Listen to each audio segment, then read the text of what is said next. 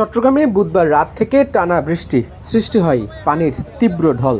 এতেই দেবে গেছে নগরীর ২ নম্বর গেট অক্সিজেন সড়কের স্টারশিপ কারখানা এলাকার শীতল ঝর্ণা খালের উপর নির্মিত ব্রিজের এক পাশ। সড়কের এক পাশে যানবাহন চলাচল বন্ধ হয়ে চরম দুর্ভোগে পড়েছে নগরবাসী। বৃহস্পতিবার ভোরে ব্রিজের দুই পাশ থেকে মাটি সরে গিয়ে দুই ভাগ হয়ে যায় সড়ক। পরিদর্শনে গিয়ে জলাবদ্ধতা প্রকল্পে খাল প্রশস্ত করার কারণে এমনটা হয়েছে বলে জানান চট্টগ্রাম সিটি কর্পোরেশনের মেয়র ডক্টর সাদাত হোসেন। এই কাজ করার কারণে যে ভালো দিকটা এটা হয়েছে, জলাবদ্ধতা কমেছে, অ্যাডভান্স রিয়েকশনগুলো হয়েছে যে নিচ থেকে যে মাটি ওঠানোর কারণে আস্তে আস্তে চলে গেছে। তো যেটা মহাশকাল আপনারা দেখেছেন খালি শহর রিসেন্টলি রাস্তাগুলো ফাঁক হয়ে গেছে এবং সেটা আমরা রিপেয়ার করে দিয়েছি। এটাও এখন যেটা করতে হবে, এটা অলরেডি যেটা ভাগ হয়ে গেছে এবং ৪৫ বছর একটা পুরানো ব্রিজ, সো এটা আমাদের আগের থেকে প্ল্যানে ছিল এই কাজটা করার।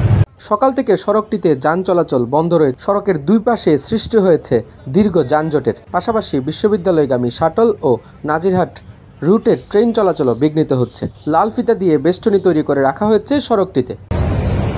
১৯৮০ সালে শীতল ঝর্ণা খালের উপর ব্রিজটি নির্মিত হয়। চট্টগ্রাম সিটি কর্পোরেশন ব্রিজটি সংস্কারের উদ্যোগ নিয়েছে।